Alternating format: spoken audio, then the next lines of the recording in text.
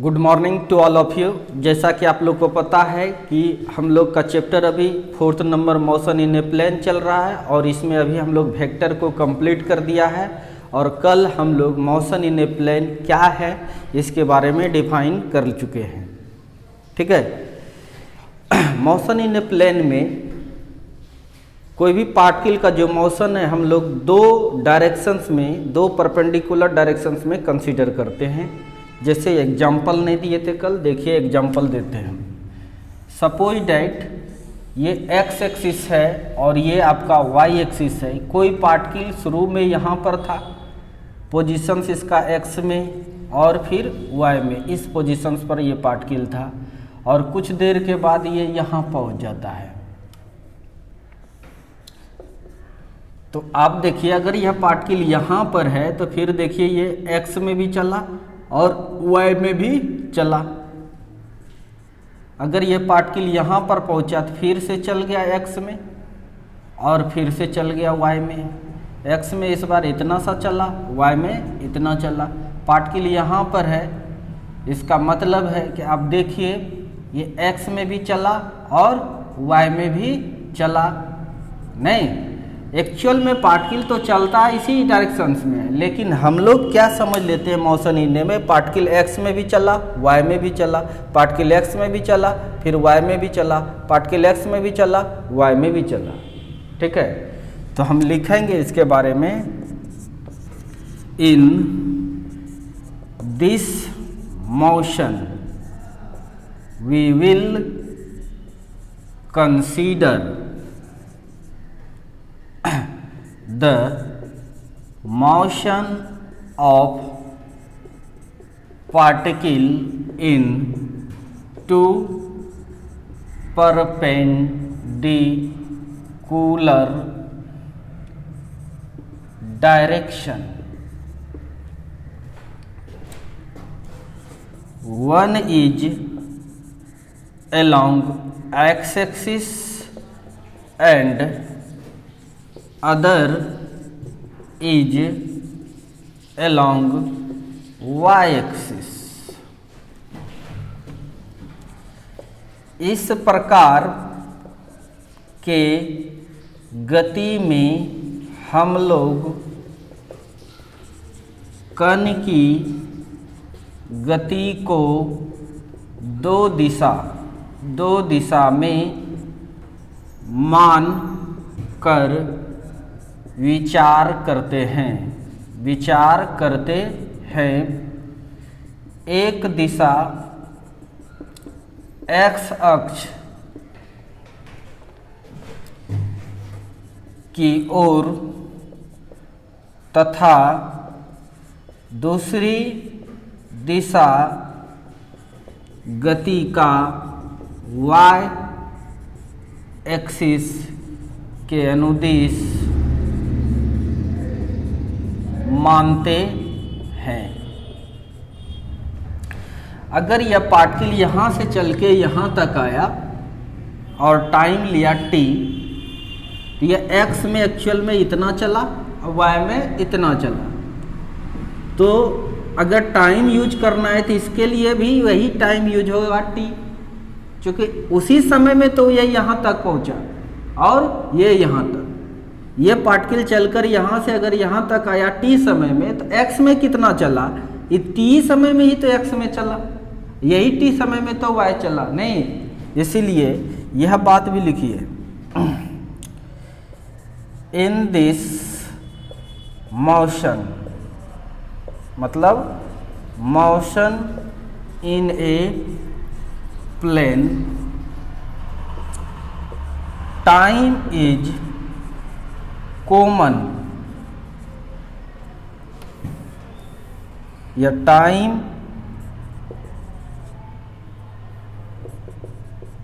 Taken by particle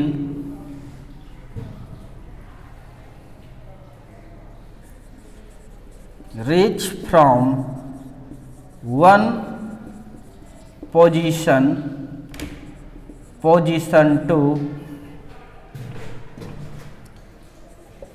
other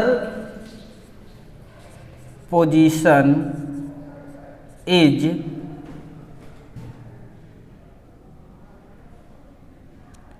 also used in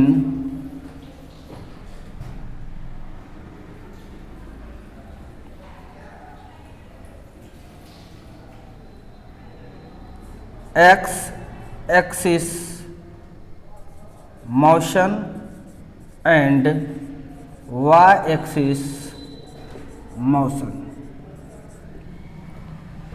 यानी लिख सकते हैं इस प्रकार के गति में कण द्वारा एक स्थिति से दूसरी स्थिति में लिया गया समय ही x अक्ष की ओर गति तथा y अक्ष की ओर गति के लिए उपयोग होता है। समझ में आ गया? कोई दिक्कत? बिल्कुल दिक्कत नहीं है।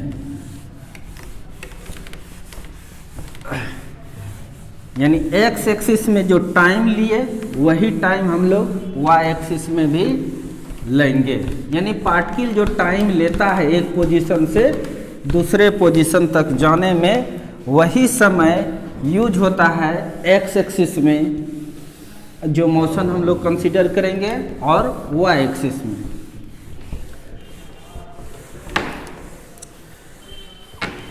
तो चलिए, यानी मोशन इन ए प्लेन जब कभी भी हम लोग पढ़ते हैं, मोशन इन ए प्लेन जब कभी भी पढ़ते हैं तो हम उसके मोशंस को दो डायरेक्शंस में कंसीडर करते हैं, एक अलोंग एक्स एक्सिस और दूसरा अलोंग वाई एक्सिस। तो ध्यान से देखिए, एक्चुअल में अगर कोई पार्टिकल एक्स एक्सिस के अलोंग ही केवल जा रहा है तो ऐसे मोशंस को हम लोग लीनियर मोशन कहे थे, motion in a straight line. यह कोई वाई एक्सिस में जाएगा तो ये भी क्या कहलाएगा? ये भी कहलाएगा motion in a straight line.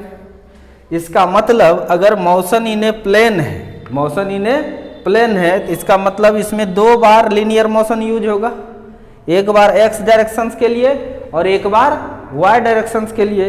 यानी मोशन में जो जो कुछ पढ़े थे हम लोग वो सब कुछ पढ़ना है। यही है कि इसमें दो बार यूज हो जाएगा लीनियर मोशन, तो 2 बार हो या 50 बार हो, लीनियर मोशन तो आता है हम लोग को, कोई दिक्कत। और इसकी पोजीशंस जब बताते थे, कोई मान के चलिए ये पार्टिकल अभी यहाँ पर है, सपोज दैट ये एक्स एक्सिस है, क्या है ये एक्स एक्सिस था, क्या ओरिजिन से ये इतना डिस्टेंस पर है। इसका अगर पोजीशंस बताते थे मान के चलिए एक्स, तो हम लोग 1 2 3 4 5 कुछ होगा 5 मीटर। अगर इसको वेक्टर बना भी दें आई कैप, इसका मैग्नीट्यूड निकालेंगे तो 5 ही आएगा। मॉड ऑफ एक्स करेंगे तो केवल एक्स ही है, जे के तो है नहीं, इसका मतलब 5 का स्क्वायर होके 5 ही आएगा।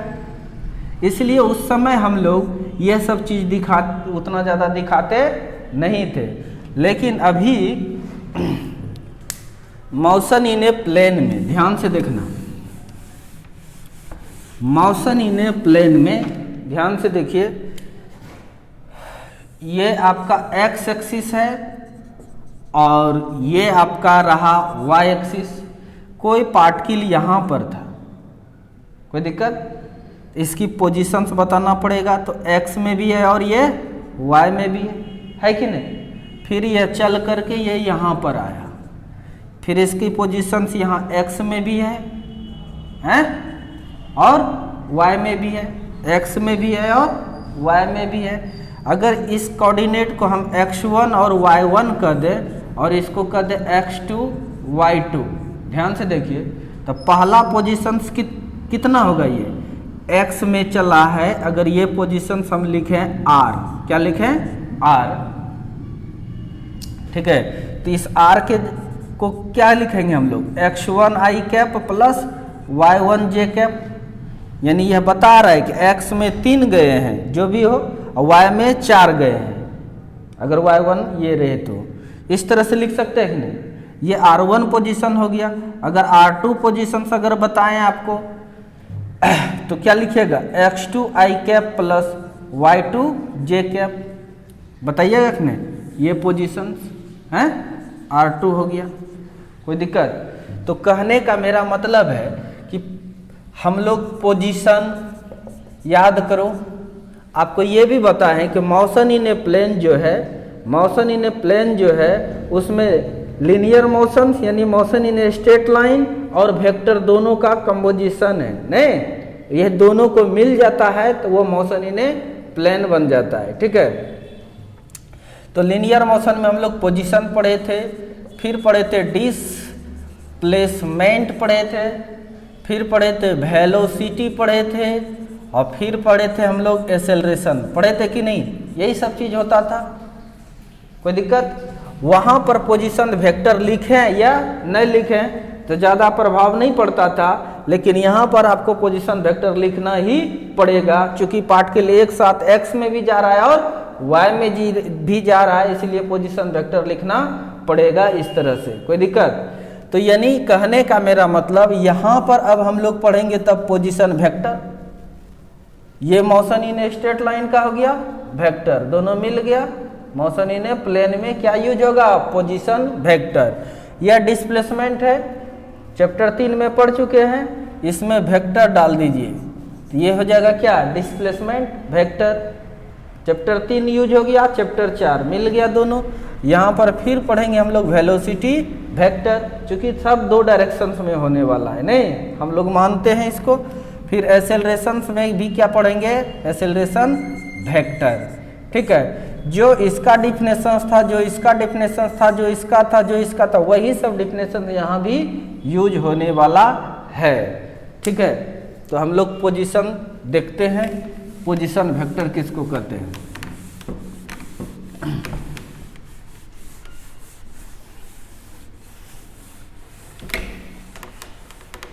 लिखिए, पोजीशन वेक्टर स्थिति सदिश। The vector which represent the magnitude and direction of any particle from reference point is called position vector. It is denoted by vector r. वैसा वेक्टर जो किसी कण की परिमाण एवं दिशा, परिमाण एवं दिशा को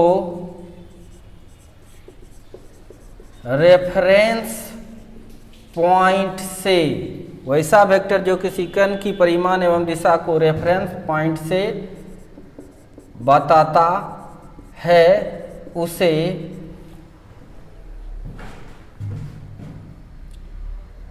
उस कण की स्थिति सदिश कहते हैं। स्थिति सदिश कहते हैं।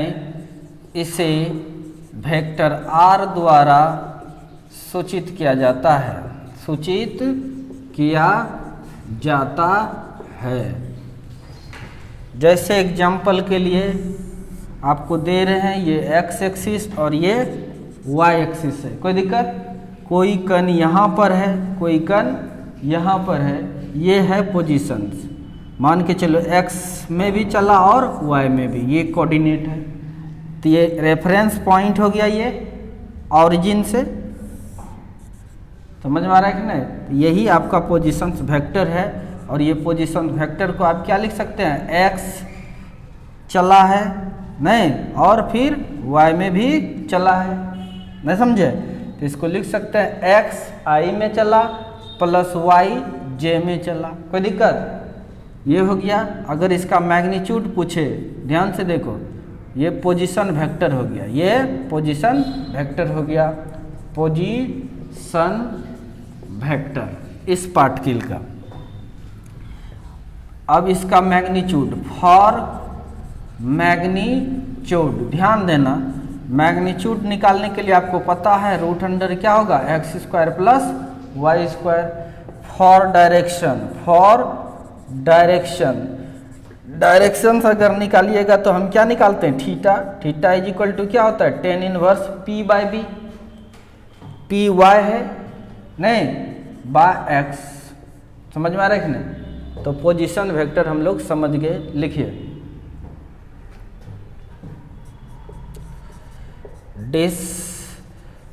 डिस्प्लेसमेंट वेक्टर, विस्थापन सदिश। ये इसका एक एग्जाम्पल देते हैं। एक एग्जाम्पल दे रहे हैं, in the given figure find the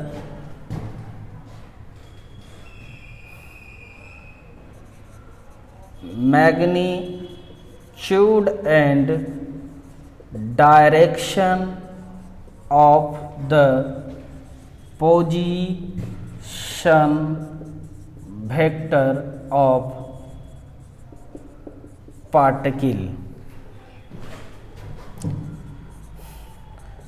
दिए गए चित्र में कण की स्थिति सदिश का परिमाण एवं दिशा ज्ञात करें।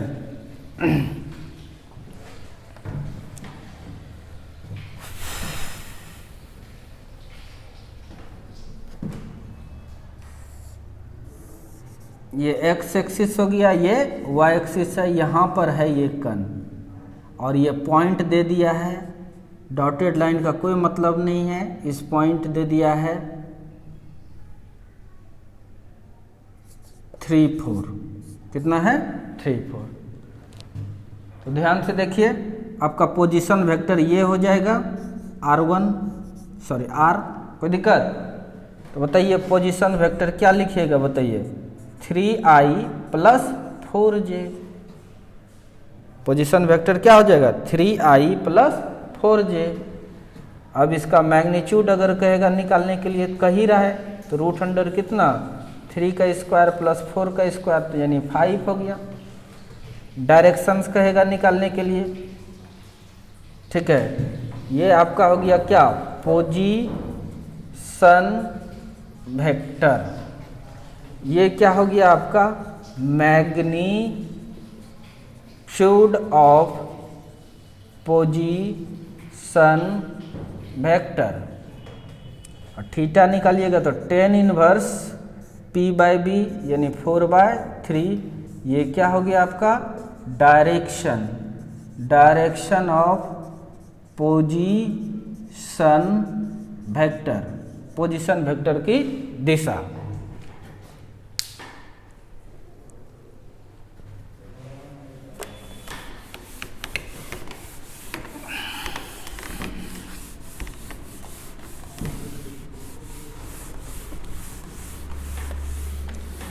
अब हम लोग पढ़ेंगे डिस्प्लेसमेंट वेक्टर।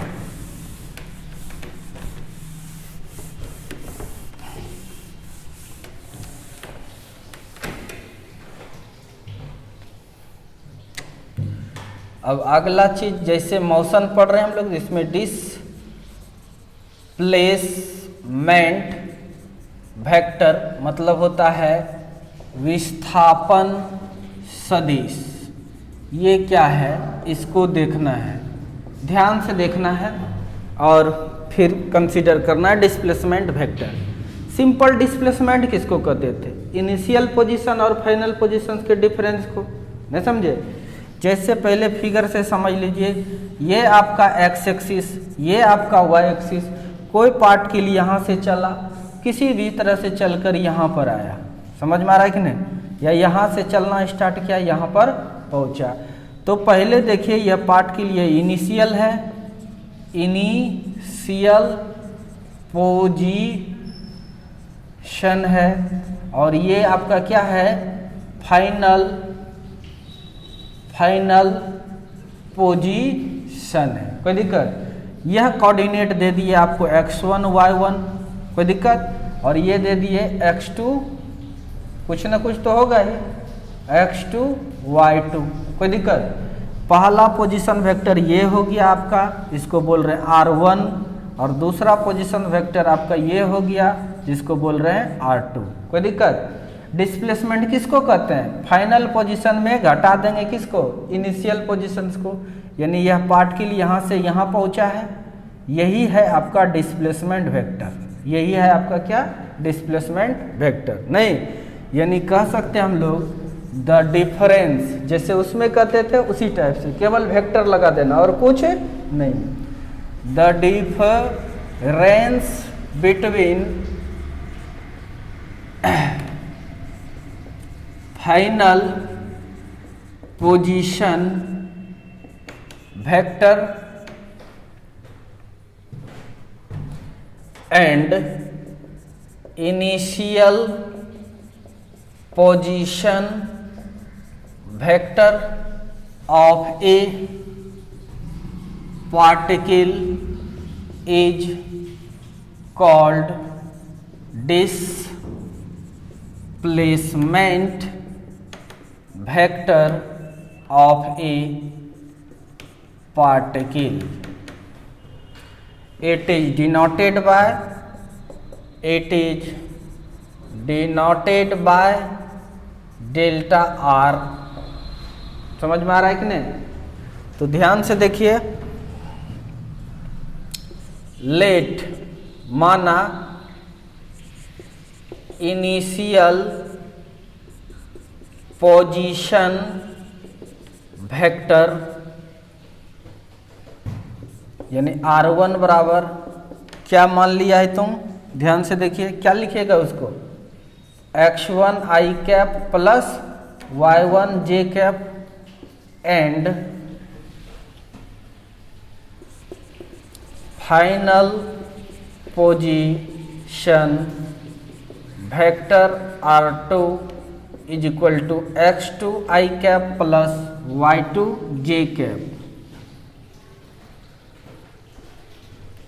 इसलिए बताइए displacement vector delta R is equal to क्या लिख सकते हैं हम लोग? लिख सकते हैं, बोलो जल्दी से, सॉरी माइनस। कोई दिक्कत? ऐसे भी देखो ट्रेंगल लॉ लग रहा है, देखो ये अगल और ये बगल बराबर होगा कि नहीं? यानी r1 plus this is equal to this. अरे ऐसा लिखाएंगे ना, r1, आप ही देखिए, ये माइनस इधर आके प्लस हो गया, r1 प्लस इतना इज इक्वल टू r2, तो वो भी फॉलो करता है ये। समझ में आ रहा है कि नहीं? तो delta r is equal to आप क्या लिखिएगा? r2 minus r1। एक तो ये हो गया, अगर कोऑर्डिनेट फॉर्म में घटा दो, r2 में घटाएंगे, आपको पता है i को i के साथ घटाते हैं, तो आप घटाइएगा तो क्या लिखिएगा? x2 minus x1 i cap plus y2 minus y1 क्या? j cap. यानी कोई कोऑर्डिनेट दिया रहेगा तो ये वाला इस्तेमाल कीजिए, वेक्टर दिया रहेगा तो ये वाला भी इस्तेमाल कर सकते हैं, कोई दिक्कत? ये है displacement vector.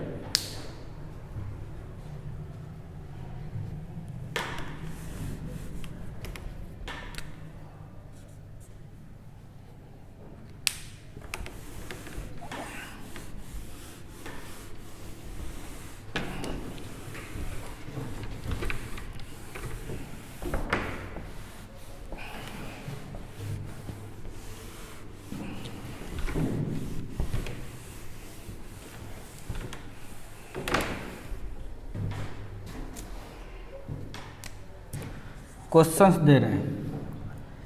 If initial position vector of particle is r1 is equal to 3i plus 4j and final position vector of A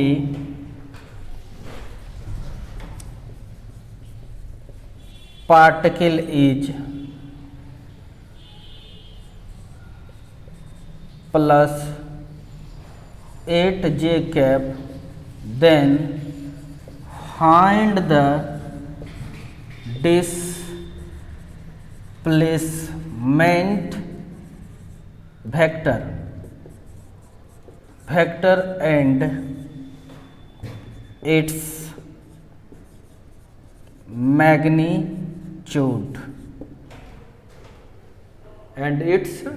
magnitude. देखो इसका मैग्नीट्यूड के लिए फार्मूला अगर कहें तो आप फटाक से यहाँ से लिख लीजिएगा, x2 माइनस x1 का square plus y2 minus y1 का स्क्वायर। कोई दिक्कत?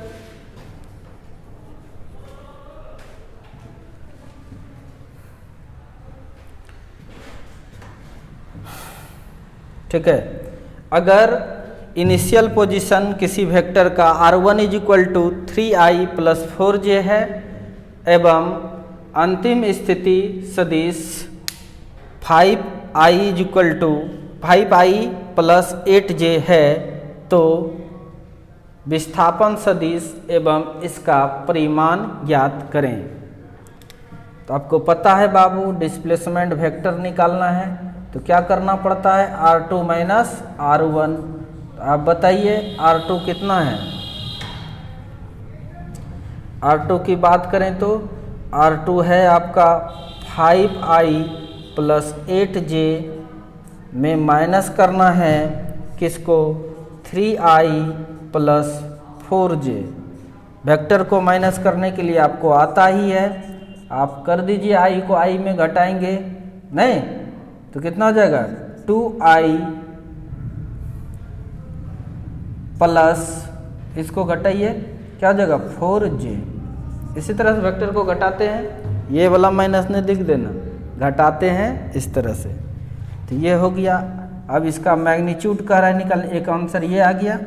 अब इसका मैग्नीट्यूड कह रहा है निकालने के लिए आप निकाल सकते हैं √x square plus y square, यानी 2 दूना 4, 4 चौके 16, √20।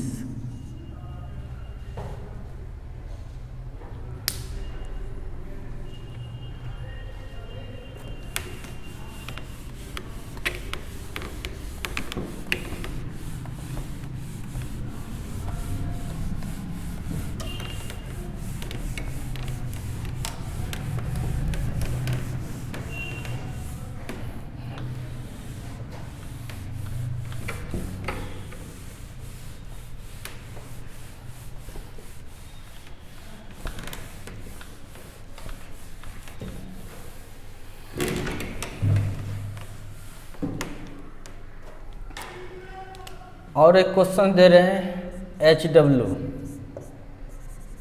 In the given figure find the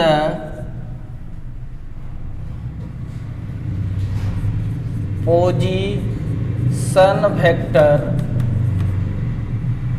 या केवल दे रहे हैं फाइंड द। एक फिगर दे दिए आपको, ये आपका x और ये आपका y, कोई पार्टिकल यहाँ से चलकर यहाँ पर पहुँचा। ये है आपका 2, 3 और ये आपका है 8, 4। कोई दिक्कत? आपको क्या क्या निकालना है, पहला नंबर में निकालना है, इधर लिखते हैं क्या क्या ज्ञात करना है। ए नंबर में चलिए R1 निकालना है, ये हो गया आपका क्या, ये हो गया आपका R1 फर्स्ट पोजीशन, और ये आपका क्या हो गया R2 सेकेंड पोजीशन, और ये आपका क्या हो गया डिस्प्लेसमेंट यानी डेल्टा R। समझ में आ रहा है? कण इस तरह से ही जा रहा है। पहले R1 निकालना है, B नंबर में R1 का मैग्नीट्यूड निकालना है, C नंबर में आपको R2 क्या होगा वो निकालना है वेक्टर। D नंबर में आपको R2 का मैग्नीट्यूड निकालना है। E नंबर में आपको R1 प्लस R2 निकालना है। F नंबर में आपको R1 प्लस R2 का मैग्नीट्यूड निकालना है। G नंबर में आपको R1 माइनस R2 निकालना है। H में आपको R1 वेक्टर R2 वेक्टर का मैग्नीट्यूड निकालना है। ये लिख लिए हैं, HW लिखो।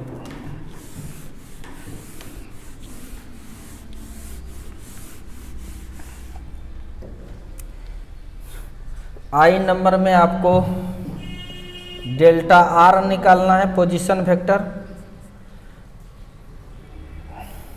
J में आपको magnitude of R position vector निकालना है। K में आपको डेल्टा R प्लस R2 निकालना है।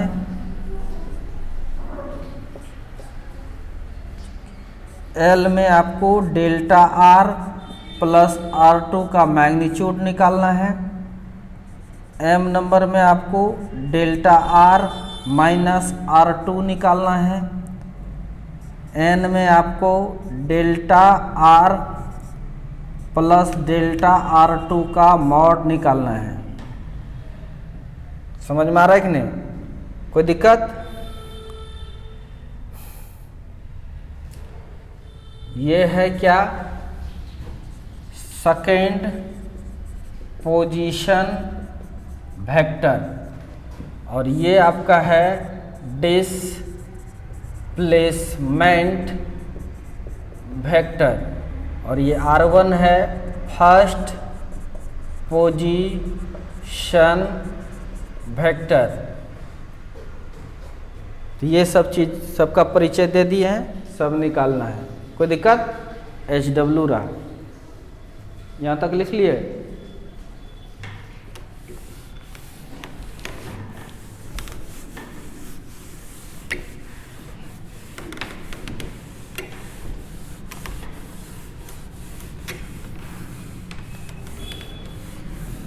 यानी अब डिस्प्लेसमेंट पढ़ लिए, अब क्या पढ़ना है हम लोग को? वेलोसिटी। क्या पढ़ना है?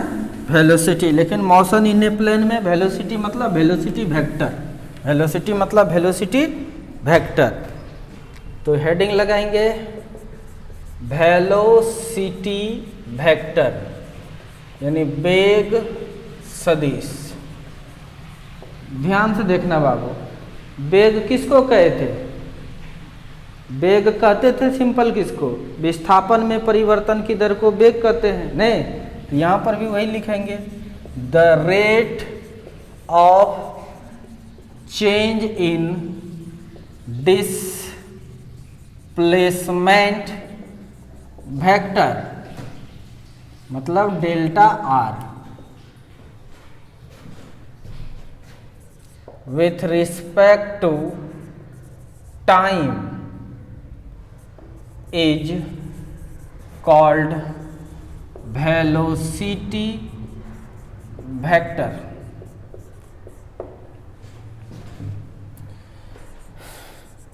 समय के सापेक्ष विस्थापन सदिश में परिवर्तन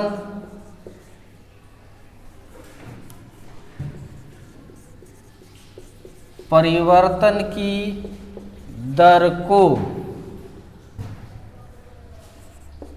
वेग सदिश कहते हैं।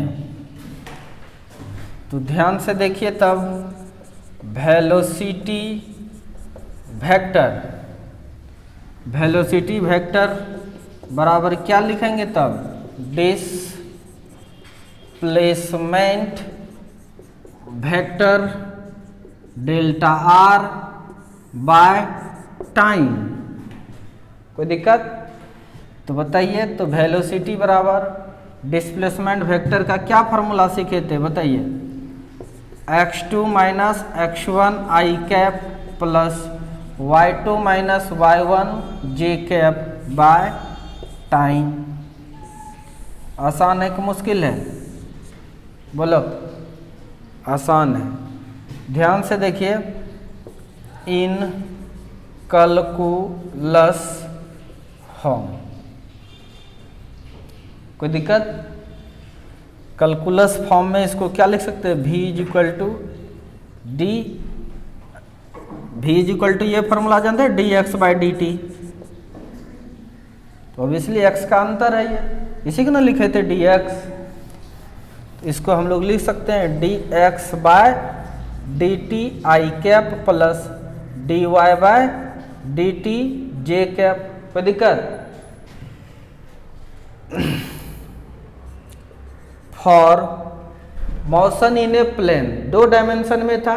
अगर स्पेस में रहेगा, सिलेबस में है नहीं, अगर स्पेस में रहेगा तो फिगर बनाना उसका संभव नहीं है। तब x में भी, y में भी, z में भी, समझ में आ रहा है कि नहीं? तब वेलोसिटी का लिख देते हैं for motion in A space. Space में जब गति होगा तब वेलोसिटी का फॉर्मूला जो होगा वो क्या लिखेगा, D X by D T I cap plus D Y by D T J cap plus D Z by D T K cap.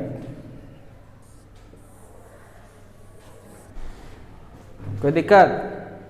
तो समझ में आ गया वेलोसिटी वेक्टर आराम से।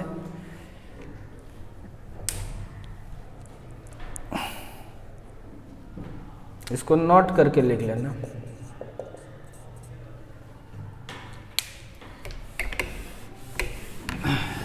अब इस पर एक सवाल देते हैं, तो अब बताइएगा।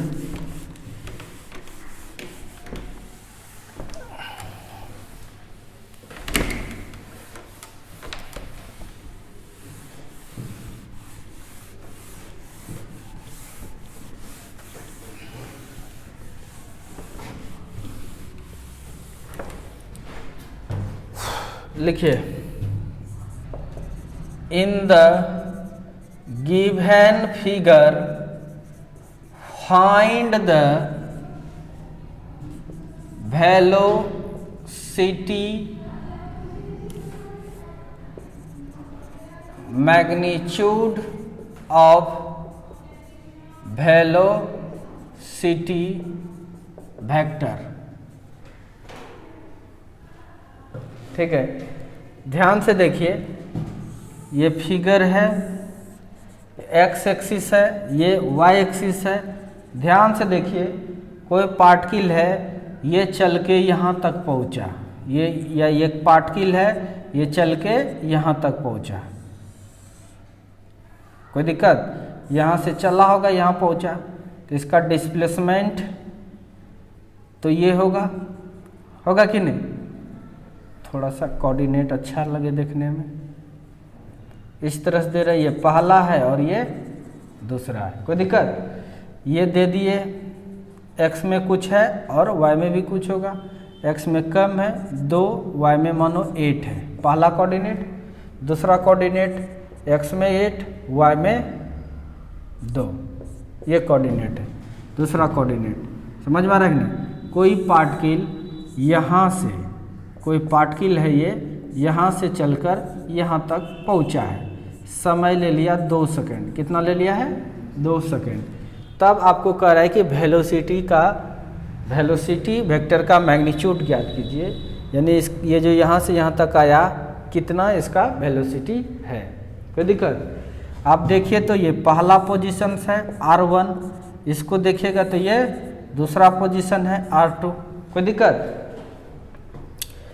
तो ध्यान से देखिए, चूँकि वेलोसिटी बराबर आप सीखे थे x2 minus x1 by T I cap plus नहीं y2 माइनस, अभी वेलोसिटी सीख लिए है ना, y2 minus y1 J cap by T. कोई दिक्कत? तो बताइए यहाँ से आप बता सकते हैं x2 कितना है आपका 8, कितना है 8, 8 minus 2 by time 2 I cap plus यहाँ पर कीजिएगा तो y2 आपका 2 है, 2 माइनस 8 जे कैप बाय 2। तो वेलोसिटी अगर देखिए तो 6 by 2 I cap plus minus minus हो जाएगा 6 बाई 2 जे कैप, ये कट जाएगा 3 बार में, ये भी कट जाएगा 3 बार में, यानी वेलोसिटी आपका निकला वेक्टर में इतना। कोई दिक्कत? ये क्या निकला आपका वेलोसिटी वेक्टर, क्या निकला ये वेलोसिटी वेक्टर। लेकिन आपको क्या निकालना है मैग्नीट्यूड इसका, तो root under X square plus Y square, और आप कर सकते हैं 3 का स्क्वायर, 3 का स्क्वायर, तो इसलिए इसका आ जाएगा रूट अंडर 2 इंटू 3 स्क्वायर, और सॉल्व कीजिएगा तो 3 रूट 2 जो भी होगा मीटर पर सेकेंड। तो ये हो गया ये वेलोसिटी वेक्टर। तो इतने सा है, लेकिन HW और भी देते हैं, इसमें क्या क्या निकाल के आना है ये लिख लिए ये। अब ये दूसरा क्वेश्चन के तौर पर इसको लिखिए, और आप मुझको HW है फाइंड, फाइंड मतलब फाइंड द, ज्ञात करिए। क्या क्या ज्ञात करना है? ए नंबर आपको R1 बताना है, बी नंबर में आपको R2 बताना है, सी नंबर में आपको R1 का मैग्नीट्यूड, डी नंबर में आपको R2 का मैग्नीट्यूड। ऐसा करते हैं, R1 का मैग्नीट्यूड R2 बताना है, R2 का मैग्नीट्यूड बताना है, डी ई नंबर में आपको पोजीशन वेक्टर बताना है। पोजीशन वेक्टर यही है डेल्टा आर, डेल्टा आर बताना है क्या है। एफ नंबर में आपको डेल्टा आर पोजीशन वेक्टर का मैग्नीट्यूड बताना है। कोई दिक्कत? और जी नंबर में आपको ये बताना है वेलोसिटी। अच्छा देखिए यहाँ से देख कर बता दीजिए, वेलोसिटी अलोंग एक्स एक्सिस कितना है 3, वाई एक्सिस के अलोंग -3, यानी ऊपर ना जाके नीचे चल रहा है, नहीं एक्स में गया इधर, वाई में गया नीचे, नीचे आ रहा है कि नहीं बताइए। देखो यहाँ एक्स में चल कर के इतना आया, यहाँ से चलना स्टार्ट किया था, चल कर के इतना आया एक्स में, वाई में क्या हुआ, वाई में नीचे गिरा, गिरा कि नहीं वो बता रहा है वो। तो आपको ये भी लिखना है वेलोसिटी, या चलो पहले वेलोसिटी वेक्टर निकालना है। क्या होगा, एच में आपको मैग्नीट्यूड ऑफ वी बताना है, क्या होगा आई में आपको वेलोसिटी अलोंग एक्स एक्सिस ये बताना है।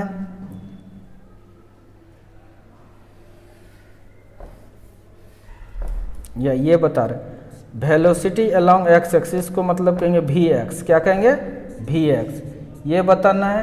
देखिए Vx जब बताइएगा तो वेक्टर है ना ये, तो आपको 3i कैप बताना है, समझ में आ रहा है कि नहीं। HIJ अगर मैग्नीट्यूड ऑफ Vx कहा केवल 3 बताना है। H में अगर आपको कहा वेलोसिटी y डायरेक्शंस में, तब क्या बताइएगा माइनस, देखो यहाँ -3j कैप ये बताना है। कोई दिक्कत, समझ में आ रहा है।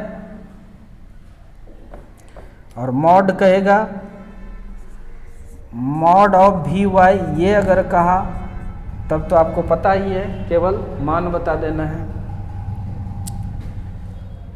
तो इतने सारा चीज आपको बताना है। कोई दिक्कत? इस चीज को आप लिखिए एच डब्ल्यू, एच डब्ल्यू।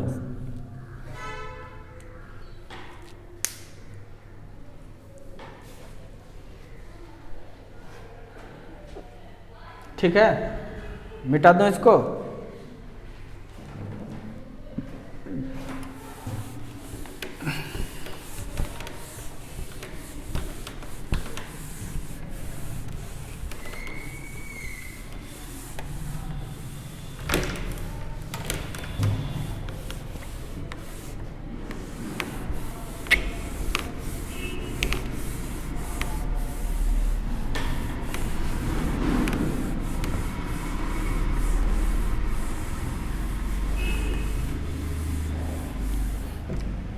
अब वेलोसिटी वेक्टर पढ़ लिए, अब एक्सेलरेशन पढ़ना है हम लोग को। लिखिए एक्सेलरेशन वेक्टर, त्वरण सदिश, त्वरण सदिश।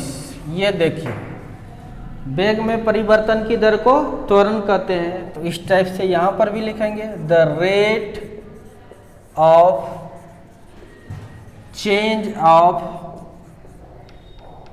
Velocity vector, velocity vector with respect to time is called acceleration vector. It is denoted by vector A. समय के सापेक्ष वेग सदिश में परिवर्तन की दर को त्वरण सदिश कहते हैं। एकदम हलवा वाला है। देखिए ए निकालने के लिए भी चाहिए और यू चाहिए, मान लेते हैं। ठीक है, let initial velocity, let initial velocity v1 बराबर u I cap plus v j cap and after t time, after t time its velocity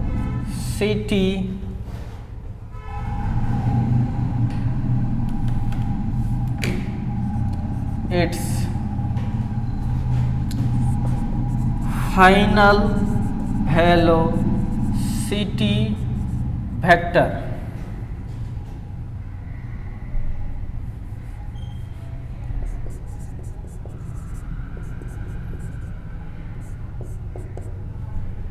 velocity vector v2 is equal to u1 और यहाँ v1 कर दो। ठीक है, u2 I cap plus v2 j cap मान लिए। इसलिए acceleration vector is equal to, आप क्या कहिएगा बताइए, क्या जानते हैं आप? v2 minus v1 by T. बताइए v2 में v1 घटाइए तो क्या लिखिएगा? घटाइए इसको, i को i के साथ घटाना पड़ेगा, तो आप लिख सकते हैं u2 माइनस u1, ठीक है, माइनस v2 माइनस v1, यहाँ पर i कैप और यहाँ पे j कैप। कोई दिक्कत? बाय क्या? t। इसलिए एक्सेलरेशन वेक्टर का आपका फार्मूला हो गया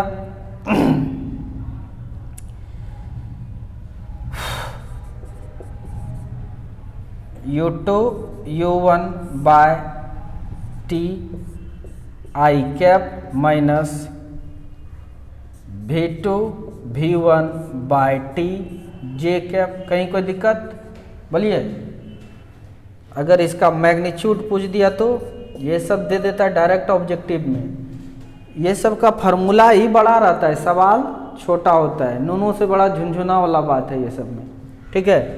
मैग्नीट्यूड निकालना है तो आपको पता है क्या करते हैं, एक्स स्क्वायर प्लस, यानी लिख सकते हैं u2 minus u1 by T का होल स्क्वायर माइनस नहीं plus v2 minus v1 by T का होल स्क्वायर। कोई दिक्कत? अगर ये मैग्नीट्यूड हो गया, ये क्या हो गया बताइए, मैग्नीट्यूड।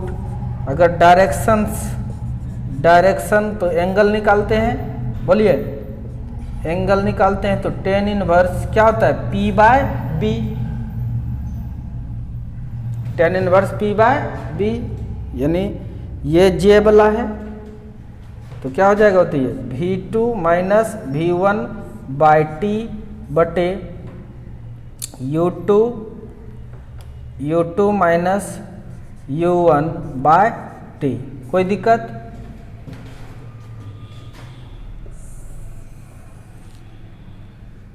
नोट करके लिख लेना, for motion in A space में जब मोशन होगा तब बताइए एक्सेलरेशन इज इक्वल टू क्या लिखिएगा बताइए, du बाय dt आई कैप, या पहले कैलकुलस फॉर्म में लिखिए। चलिए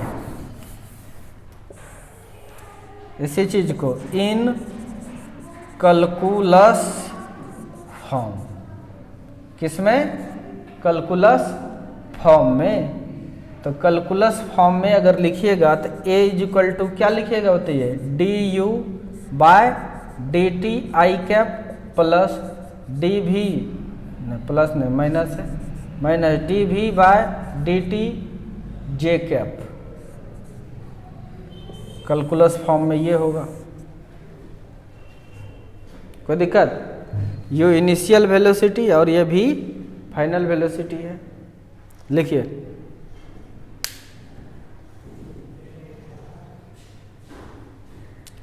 ये हो गया आपका एक्सेलरेशन।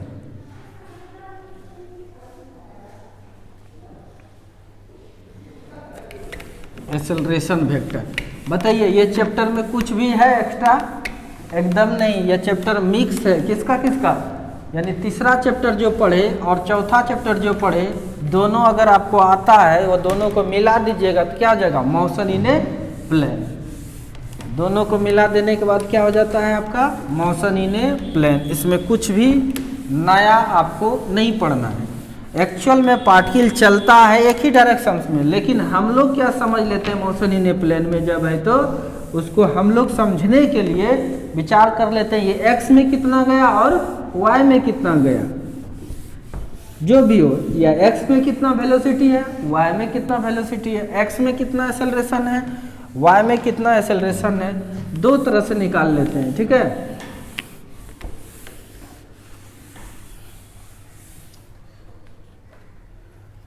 क्वेश्चंस दे रहे हैं। If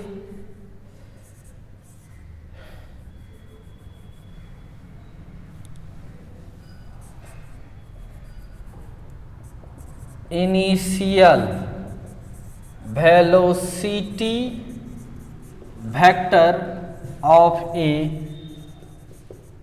particle is v1 is equal to 3i cap plus 4j cap and after 2 second, after 2 second its final velocity या its velocity becomes v2 is equal to a 6i cap plus 8j cap, then find the acceleration vector and its magnitude. अगर किसी कण की प्रारंभिक वेग सदिश v1 is equal to 3i cap plus 4j cap है एवं 2 सेकेंड के बाद इसका वेग सदिश v2 is equal to 6i cap plus 8j cap प्राप्त हो जाता है तो त्वरण सदिश एवं इसका परिमाण ज्ञात करें। ओके, ध्यान देना, कोई दिक्कत? दो वेक्टर दे दिया है। पहला वेक्टर आपके पास है 3i cap plus 4j cap और v2 आपको दे दिया है वो कितना है 6i cap plus 8j cap. कोई दिक्कत? और टाइम कितना है 2 सेकेंड।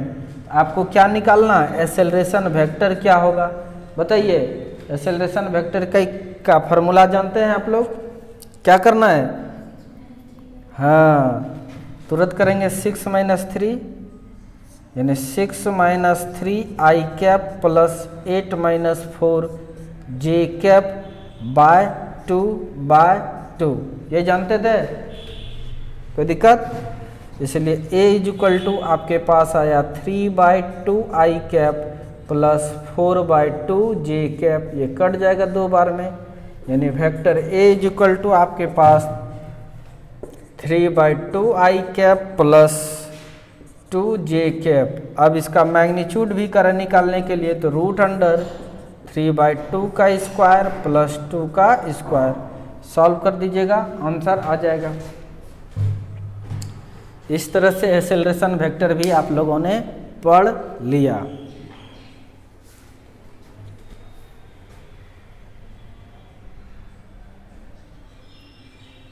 ठीक है, मिटा दूं? हैं?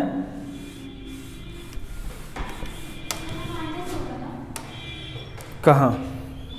ये नहीं, आप फार्मूला देखिए, यहाँ माइनस क्यों आएगी? हाँ, माइनस होगा। v minus u by T होता है ना, माइनस होगा।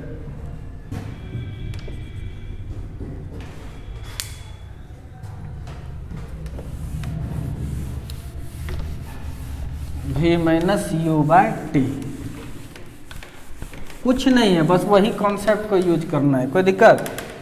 अब देखिए एक क्वेश्चन देते हैं, बनाइए। तो ये आपका x एक्सिस है और ये आपका क्या है y एक्सिस है। कोई दिक्कत? समझ में आ रहा है?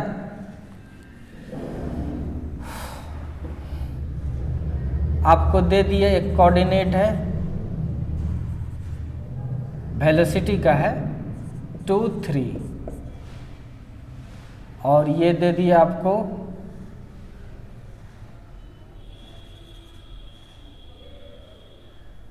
8, 3। समझ में आ रहा है कि नहीं? दो कोऑर्डिनेट है, ये मीटर पर सेकेंड, ये मीटर पर सेकेंड, यानी वेलोसिटी दिया हुआ है, वेलोसिटी कोऑर्डिनेट है। ये u1 है और ये u2 है, नहीं ये v1 है और सॉरी ये u1 है इसका, और उसी तरह सॉरी ध्यान से देखिए। अच्छा चलो, ये यहाँ से यहाँ तक आने में इस पार्टिकल को 2 सेकेंड लगा। कितना लगा? t equal to 2 second. कोई दिक्कत? एक्सेलरेशन निकालना है। क्या निकालना है? एक्सेलरेशन निकालिए। तो एक्सेलरेशन वेक्टर निकालना है। तो बताइए, पहले तुम v1 निकाल लो, ये इनिशियल वेक्टर बना लीजिए। कितना जगह? 2i cap plus 3j cap metre पर सेकेंड। v2 कीजिएगा तो 8i cap plus 3j cap metre पर सेकेंड। टाइम आपको दे दिया 2 सेकेंड। आप खटाक से निकाल लीजिएगा एक्सेलरेशन, ठीक है। एक्सेलरेशन इज इक्वल टू क्या हो जाएगा, v2 माइनस v1 बाय 2 है। v1 माइनस v2 लिखिए, कितना हो जाएगा 6i कैप माइनस इसको घटाइएगा तो 0j कैप बाय कितना 2, कट जाए कितने बार में 3 बार में, क्या हो जाएगा 3i कैप। यानी एक्सेलरेशन क्या निकला आपका 3i कैप। तो देखो एकदम आई के लॉन्ग गया है कि नहीं, समझ में आ रहा है कि नहीं, कोई दिक्कत। अगर इसका मैग्नीट्यूड भी कहेगा तो जब एक ही ठो रहता है ना एक्सिस, निकालोगे भी तो ये लिख लिया था, एक ही एक्सिस जब रहेगा तो निकालोगे भी, जैसे X square plus Y square plus Z square लगाते हैं ना फार्मूला, ये भी नहीं है ये भी नहीं है, तो आप क्या कीजिएगा 3 का स्क्वायर तो 3 ही तो निकलेगा। एक ठो रहेगा जो रहता है वही ले देख के लिख देंगे। तो समझ में आ गया, आई होप आपको क्लियर समझ में आ गया। और आप यह समझकर खुश हो गए होंगे कि इसमें ध्यान से देखिए, इसमें नया कुछ हम लोग सीखे नहीं है। जो हम लोग 3rd चैप्टर में यानी मोशन इन स्ट्रेट लाइन में पढ़े थे और वेक्टर, दोनों का मिला जुला कॉन्सेप्ट जो है वही मोशन इन ए प्लेन है। इसी तरह समझिए, मेरे पास पढ़ रहे हैं इसीलिए आपको लिंक मिला, नहीं तो यह बिल्कुल नया का था, वो भी नया का था, सब चैप्टर को नया का था। कभी भी बच्चा तेज नहीं हो सकता है, ठीक है ना ही, चूंकि कॉन्सेप्ट बनेगा कैसे, मैक्सिमम जगह छोड़ छोड़ के पढ़ाया जाता है, ब्रांडेड में नहीं, अनब्रांड। एक शहर में ज़्यादा से ज़्यादा क्या ब्रांडेड हो सकता है, 2 ठो, 1 ठो या 1-2 ठो, समझ आ रहा है ना, जो ठीक है, इसीलिए ओके।